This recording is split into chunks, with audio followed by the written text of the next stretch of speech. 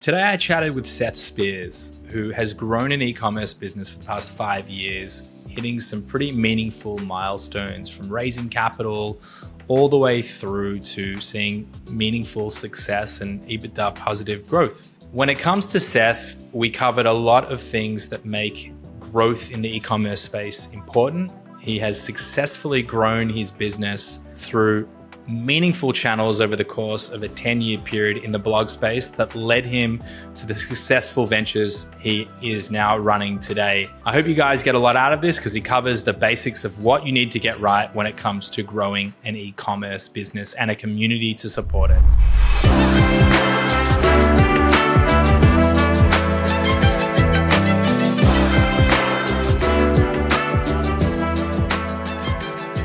All right. Guys, welcome to an episode of Successful Scales. I'm here with none other than Seth Spears, who will, of course, introduce himself in a moment. But before he does, I just want to share with all of you listening in. I was fortunate enough to meet Seth at a community that I joined last year, officially after a couple of years trying to decide that I had enough time. But Seth is part of the Baby Bathwater Institute community, and I would say at a high level, you should be involved in a form of community. It's been pretty life-changing for me 3 months in. And, as a result, I get to have someone like Seth on the podcast and have some pretty cool conversations. So with that all said, Seth, I'd love you to talk a little bit more about yourself and give those listening in some context as to who you are and it'll likely lead into what we're going to talk about.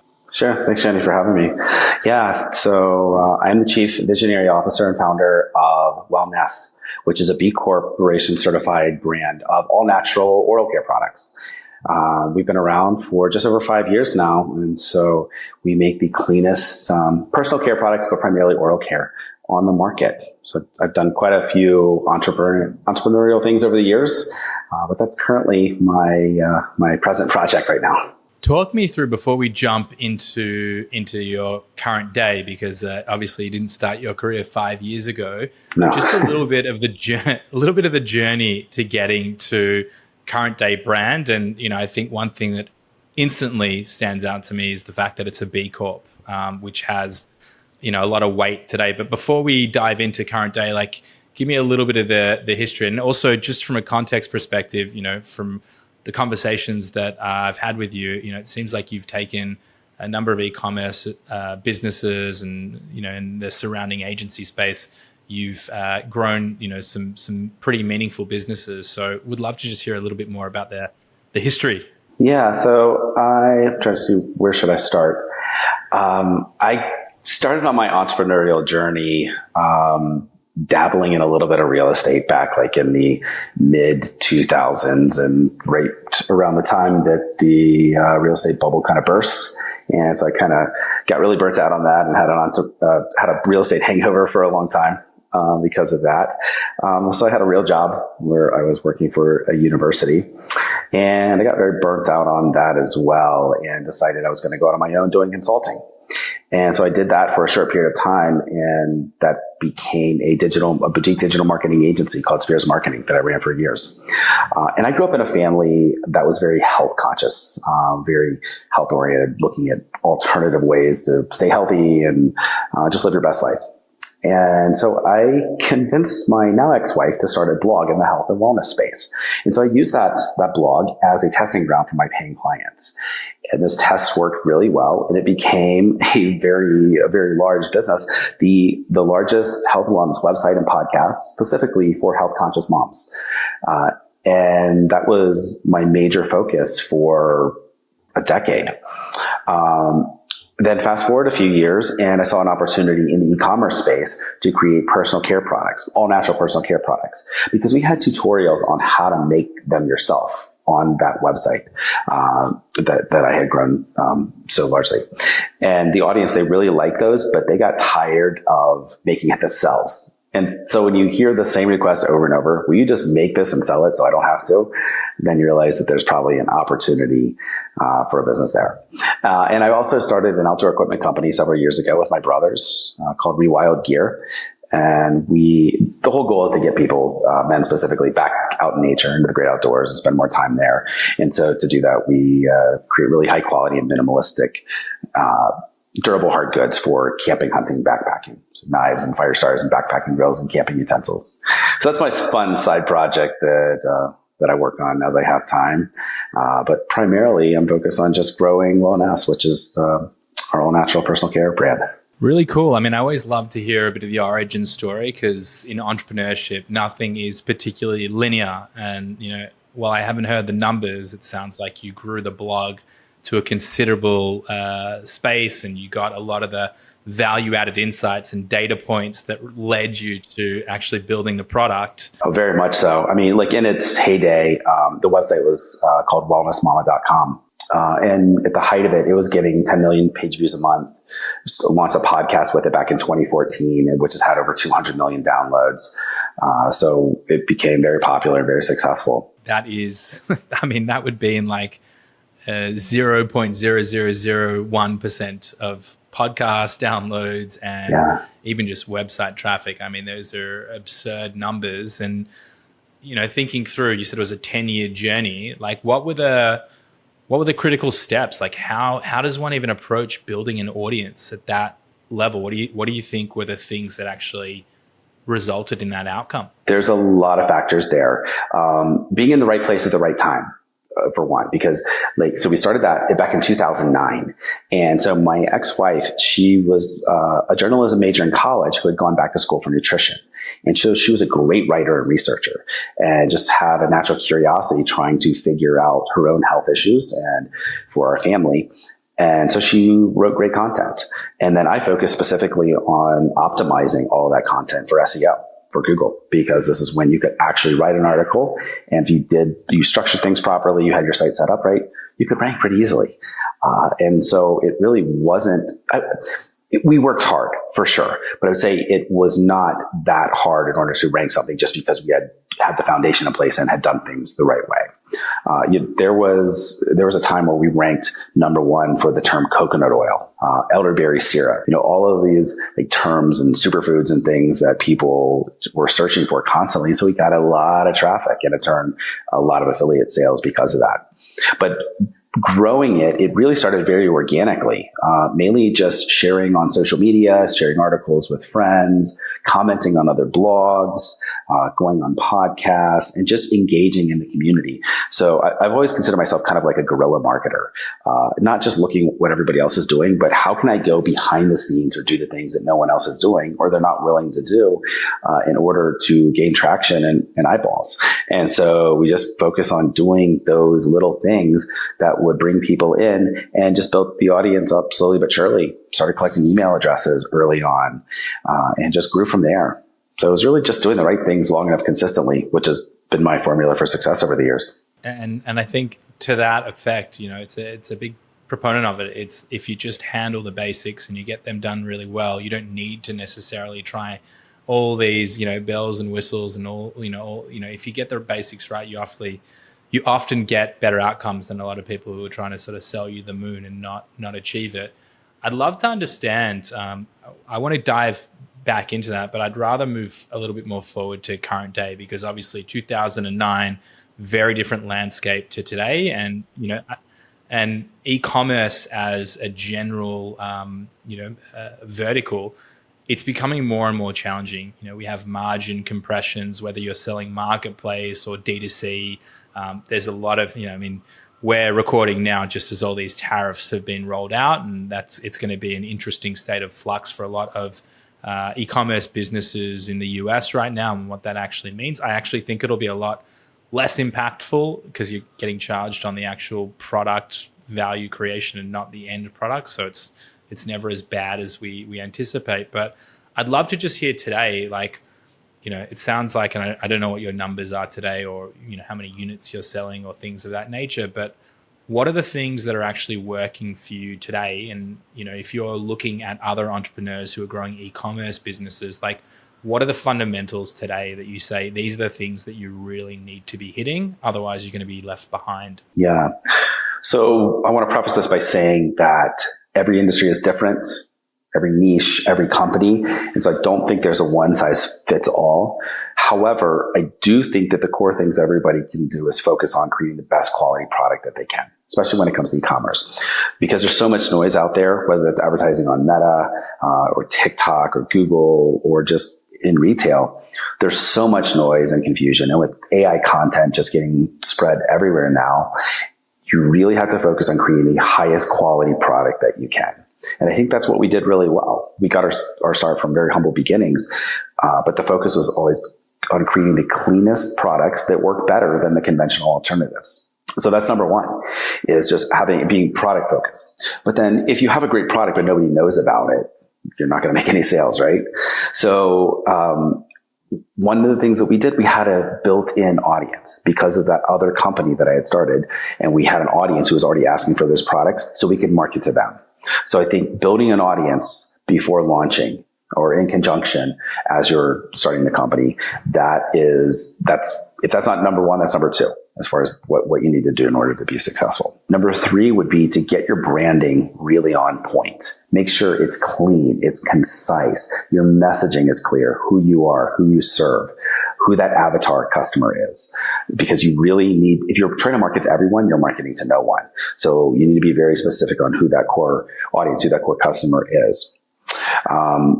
There's so many different ways we could take this from there, but I feel like those are the top three. And that's kind of just the basic fundamentals, is if you don't have those, yeah, you might get lucky, but I feel like those are the things that you really need to have in place foundationally in order to set yourself up for long-term and continued success, and not just overnight, fly-by-night, TikTok growth, and then you're gone the next day. Yeah, I think it's really refreshing to hear you break it down into three really simple buckets. From having a great product and having there's the terminology of PLG, product-led growth. If you have a fantastic product and you can lean on that, that's huge. Making sure that you're actually building the audience before you bring product to market, and then making sure that branding actually represents the world-class product that you bring to market that can actually sort of run through the community and spread like proverbial wildfire is three of the key fundamentals. But one thing you said there, or I would say the second aspect of it, I think is a trend, which probably has always been the case, but I think something that more e-commerce businesses, even B2B services and just general sort of growth levers are now more and more focused on is it's all about iShare, and I'll give the example of the fact that like someone like Joe Rogan, who has one of the largest podcast followings on the planet, if not the largest, he's very, very good at keeping people captivated, bringing really interesting people on the podcast. And then as soon as he opens his mouth and promotes something authentically, everyone's buying it. And so I'd love to understand, obviously you had that 10-year tenure of growing that community, but if you were trying to give someone who maybe doesn't have the 10 years of reps done on SEO optimized content into their ICP, like how does someone approach that? And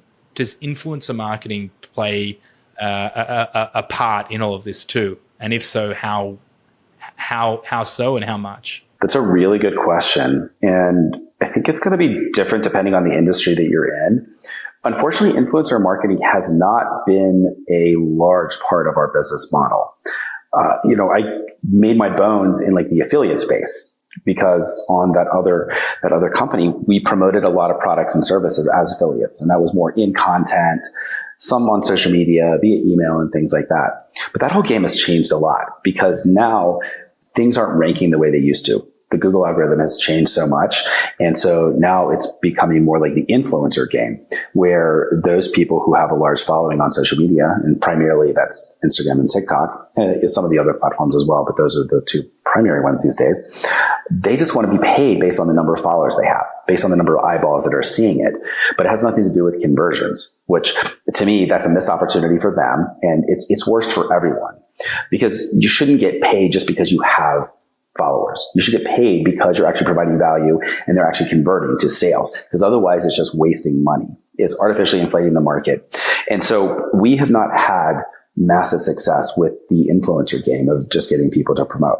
I mean, we're working with a few influencers and constantly trying to see what sticks to try to get better conversions and get more eyeballs and things like that.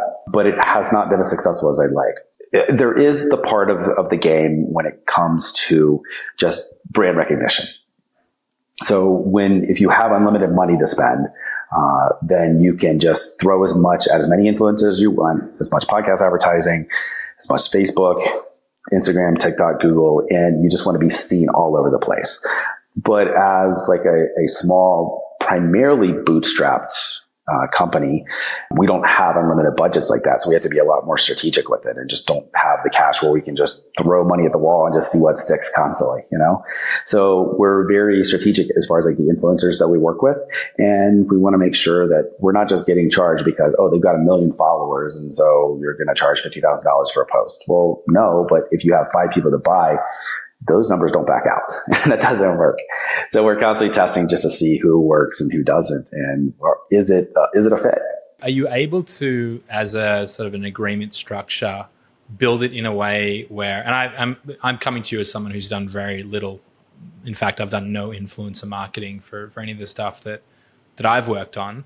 But are there opportunities where you can build them on performance basis? So you say, hey, you will take a percentage of, revenue generated opportunities, or are influencers less inclined to, put their money where their mouth is essentially? There's some that are, but less and less are, because it's just been built that, you build a strong following, then people will pay you just to promote something. And so it's not based on a percentage of the conversions. So a typical like affiliate relationship is if you promote my products, then you're going to get 15% of every sale. And so, that's, if you're selling a lot, you have a lot of followers, a lot of eyeballs, that could be substantial, but in turn, they're saying, no, I don't want to be paid on those conversions. I want to be paid just strictly because I have 1 million followers or 500,000 followers or whatever it is. And the problem there is half of those followers could be fake. They could have been bought. They're not even real. So that's why I don't like that game so much. I think it's starting to turn around a little bit where people or companies are realizing, hey, we're not actually getting the return that we thought. At least those companies that are more profit driven and not just revenue driven. Revenue is great, but if you're upside down, then you can only do that for so long. Unless you have just unlimited venture-backed funds where you're just trying to hit revenue targets to do your next round or potentially for an acquisition. But again, the way the economy is right now with the tariffs and everything else, who knows what's going to happen with that market. It also feels to me like those days, we came up a lot in this, in the time of the e-commerce aggregator model where, there was just an obscene amount of capital thrown out of space where, money was free, and it was just it was insanity from sort of 2019 through 22, and then that bubble burst sort of early 23, where the whole e-commerce universe changed. So no longer feels to me like it's growth at all costs and acquisition and that pathway. Like I was saying before, and you're likely living it, there is a tremendous amount of margin compression, and there's a whole lot of competition that exists today that 3 and 5 years ago were not the case. And out of curiosity, it sounds like you're a guy in the details where you're talking about the actual strategy that you're executing on, you're managing. It sounds to me like the actual influencer marketing side. I've definitely seen, I would say, like the next rise of it wouldn't be a vertical, but a service providing support function in agencies. I'm seeing more and more agencies popping up, and I know you came through that journey of building your own. But from operational complexity, are you looking to largely build your capabilities in-house, or are you tasking a series of agencies to actually do the execution work and operating more like a big corporate, essentially, where they're not delivering on the work internally, but they're briefing it out and having executional support? Yeah, that's a good question. We do a little bit of both. So I have some of that done internally, and some of that is managed outside via agencies. Any of the agencies that I work with, I like small boutique ones because then you get better hand-holding. they're able to understand the brand better, the messaging and what's needed. So if I can, I like to keep it in-house, but sometimes, there's a lot of training involved, and occasionally it just makes more sense to just hire that out. But specifically with paid ads, had that internal for a while, and that just did not work out so well. And so I found that by working with smaller boutique agencies who this is what they do, that's what they specialize in, and they may not know the brand as well as somebody that they're full time, but because they're working with other clients also, they're seeing what's working in other industries or in similar ones. And so they're able to leverage that knowledge across all those different brands that they're working with. And that can help speed up the process and create efficiencies. But then there is a trade-off when sometimes they don't get the messaging quite right because they don't know all the ins and outs, like somebody that is internal, that is working on a day in and day out. So again, there's pros and cons to it. And I think it just depends on where you're at company-wise and what your goals and objectives are. And if you need somebody that's all they do, they're just full-time, then you could hire someone to do that internally. Or sometimes it makes sense just to hire out an agency, at least just to start it, and then bring somebody in internally from there. So you sort of led into what my next question would be here. But when you're sort of deliberating between external agency provider versus in-house role, what are the key things, what would your advice be to someone who is growing their e-commerce business? What would be, and I appreciate that it might be different to different verticals, but in general, what's your sort of decision-making waterfall here as to in-house, external, and what do I bring in first? I think there's always a price component to it to see what the cost is of internal versus external. I kind of weigh the pros and the cons, especially so like for email as an example. We both hired that out externally and then brought it in internally. And then sometimes we even do like a hybrid of somebody who they're technically external, but they're working on our account almost exclusively. So maybe they have like one or two other clients. So it's kind of splitting the difference there. I think it's really just going to depend on the company and what they're selling and how they're doing it, because it's gotten so complicated, especially when it comes to the paid ads. Because not only do you need the creative, the visuals, the images, the graphics, the videos, you need the messaging, what's being said. And then you need like the technical know-how as far as how much you're scaling up or scaling down, how much you're spending, who are you targeting. So there's those three components of it. And those are different sides of the brain, creative versus technical. So it's hard to find one person that can do all of it. And so trying to bring that in-house to find somebody that's great at all of those is very, very difficult. And that's where like an outside agency or a small boutique, or maybe even a couple people that you bring in, and maybe they're doing other things for your company as well. So like if you have someone that's working on the creative for your paid, maybe they could work on the creative for your email as well. Somebody who's working on the messaging for your paid, they could also be doing the messaging for your emails or for your website. So I think that can be a good way to break into it. So they're doing double duty. Yeah, that's really good insight. So just to restate for those listening, you're either looking at boutique, smaller agencies that are going to help give you sort of that white glove treatment, that are experts in a specific niche. So let's say they're doing maybe meta ads or meta and Google ads, and that is what they specialize in, because you're able to go broader with deeper skill sets, and then looking at multiple accounts. So effectively, they're going to get really good at it. And maybe there's not enough work to justify having a full-time person buying media if you're only spending $3, $4, $5 a month as an example. Having someone full-time on that sort of becomes disproportionate, unless you're maybe considering getting offshore talent to be that person. Then maybe it starts to make sense. You would still need to have the nous in how to guide them, or at least share that brand messaging. Whereas you're bringing internal in the times where there's either maybe at the start a little bit of role splitting. So maybe you can have someone who's good at the content side from a creative, and maybe they can handle a bit of the video work and a little bit of the design work, and if you're really lucky, a bit of the copy, but not necessarily then rolling them into paid media and web design and development. That's probably where it gets a little bit expansive. Yeah. Would that be a fair assessment? Yeah, I think so. And so something that I like to do when it comes to hiring is every new hire, start them, no matter what the role is that they're going to do, start them off in customer service. Because especially when you're product focused, you want them to understand the ins and outs of the company, of the product, and the customer, because that's going to inform everything that you do. Like, what are the pain points of the customer? What's working? What's not? Where do we need to change things or tweak things? And how can we optimize or look for new areas for growth? Is there new products that are being requested? Are there the same question or complaint over and over that needs to be addressed? Whether that's in our marketing or messaging or just in the product design or manuals or things like that. So I think there's the big opportunity whenever someone is hiring is to start them off like in that customer service role, just so they can really understand the core of the business and who that customer is. Because at the end of the day, every company needs to become customer focused, just because without a customer, you don't really have a business. I mean, that's great advice. That's where you're going to get to the depths of it. And especially when you're at a point where there's, material volume. I think for a company at your size and experience 5 years in, I'm sure you're dealing with, a healthy number of, whether it's positive, negative, insights, questions, etc. You're having a healthy amount of dialogue, and that's going to give you sort of the foundation to start to ask the right questions and have the right impact internally. I must ask, we're in 2025 now.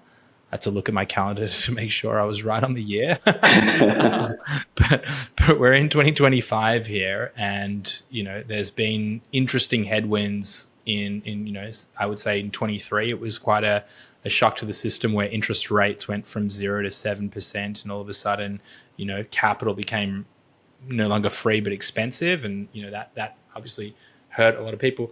What are you seeing as sort of the current state of play for 2025? Like, what does someone need to do to be successful in their e-commerce venture? And we can stay in your vertical, but I would say I think a lot of it is likely going to be universal when it comes to building an e-commerce business. Yeah, I'm trying to think of an answer that is specific to the year and the way things are. I think it's the fundamentals. Everything goes back to the fundamentals. And I grew up as an athlete. And so, it's like you're playing basketball or soccer or baseball or whatever.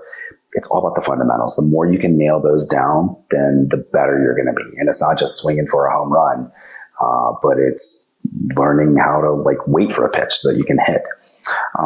So I think the biggest thing right now, at least the way I look at it, is differentiation. How can we differentiate from our competitors?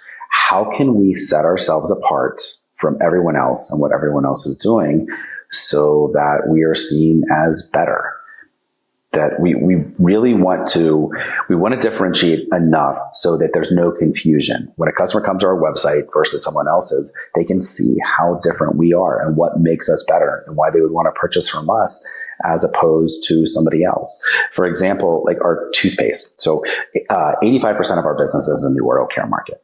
And so we sell a whitening, remineralizing toothpaste, which is our best seller. We use an ingredient called microhydroxyapatite. There's two types of hydroxyapatite. And hydroxyapatite is a naturally occurring mineral that we source, that your teeth, your bones are made of. And so it helps to remineralize your teeth.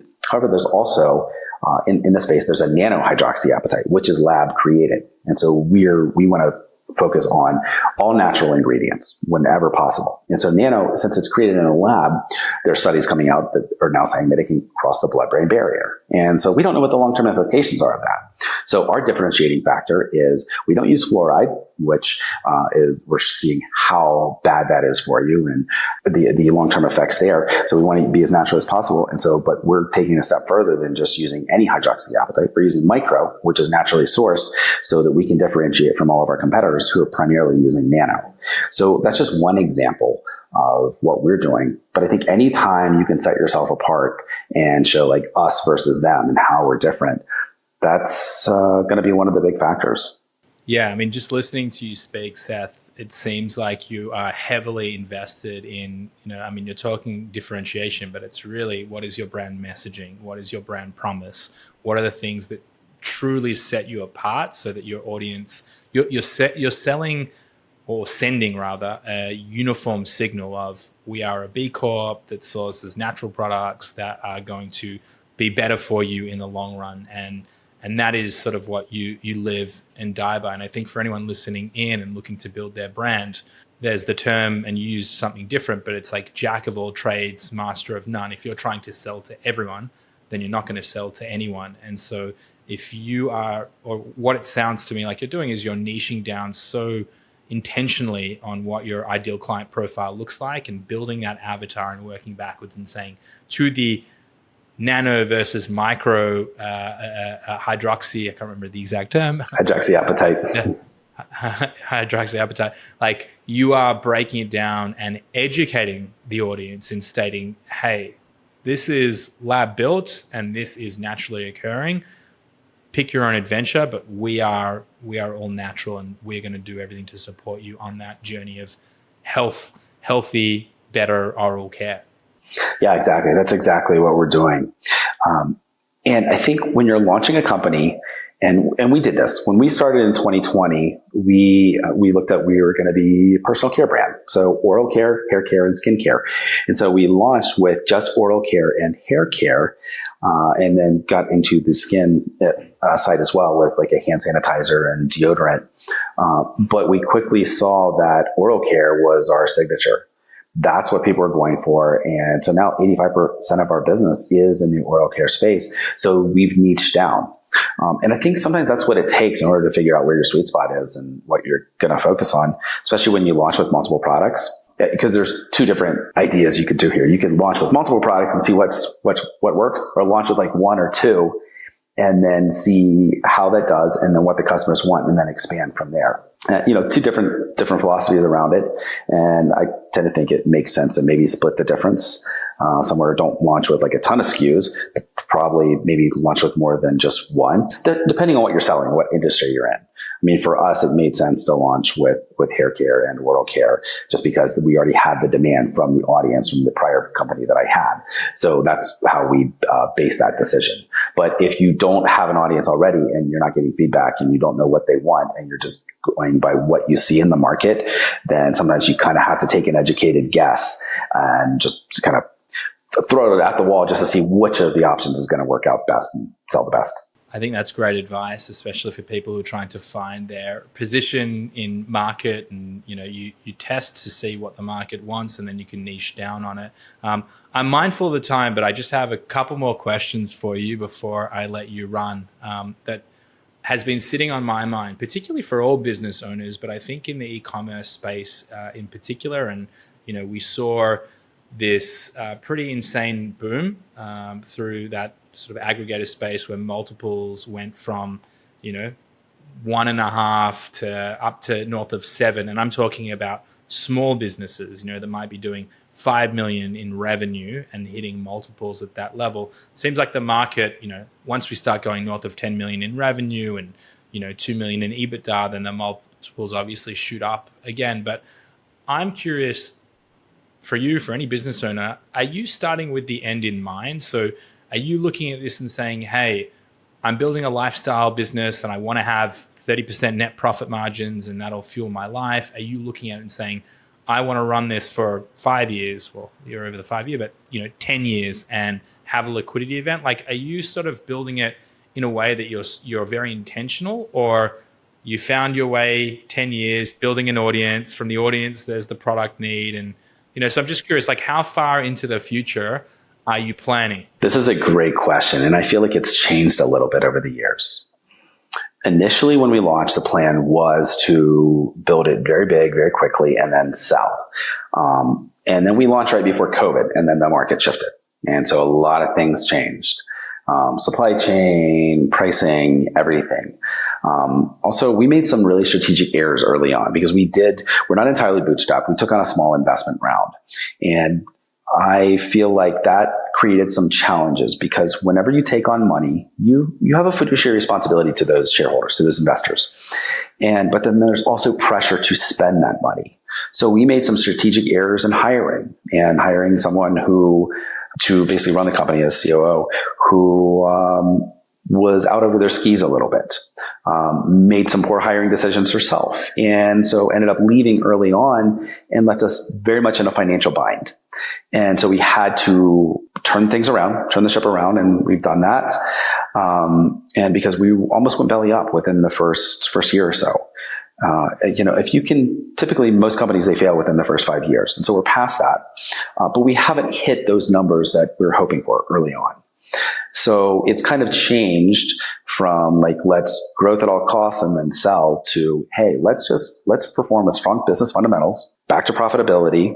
We're like, just over 10% EBITDA. So we're seeing strong and consistent growth, but we're going to run it for profit, but then potentially down the road, sell once it makes sense if we get a solid offer.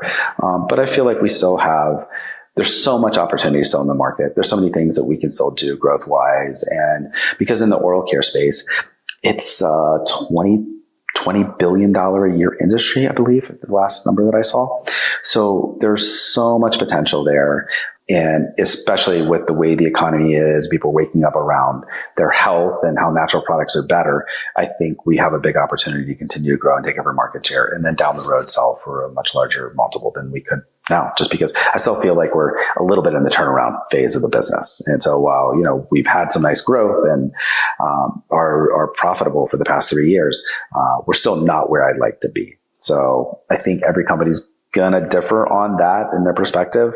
And mine's shifted a little bit. I mean, I've always thought my goal has always been, let's build it the right way and be profitable. And then if we get an offer, we can. But instead of like, that's the end goal, it's like, okay, well, let's build a nice business. It's going to throw off some cash.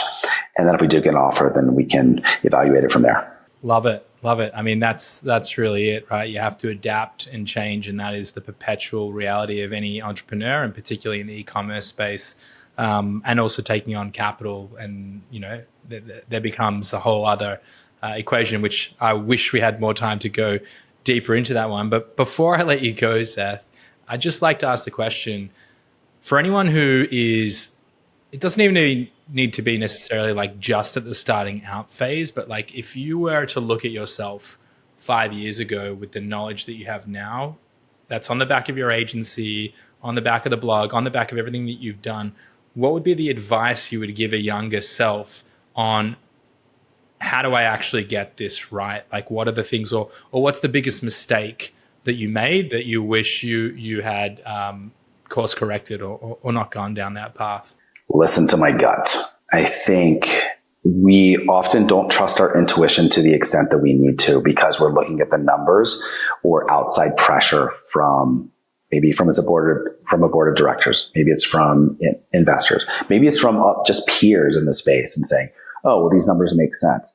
But then if you feel like something's off, you got to trust that, because as an entrepreneur, we're not just numbers based. I mean, at least for me anyway, like I'm very heart centered and looking at, am I doing the right thing? And maybe we can make more money by doing this other thing, but it just feels off. It doesn't feel like it's the right thing, but I have to trust that. And every time that I don't listen to that, I end up regretting it. And sometimes it can be the right decision in the moment, but then it changes. And so you need to course correct and go from there. So I think it would be just to trust my gut more, hire slower, and not just make decisions based on pressure from others. Because if it's the right decision, you'll know it, you'll feel it. And so don't shortchange that by listening to what others who you respect say. Because at the end of the day, if it's your company, the buck stops with you and the decision is on you. So yeah, listen to myself more. Great advice. Seth, thanks so much. I mean, I got a lot out of this personally, and I'm sure those listening in will as well.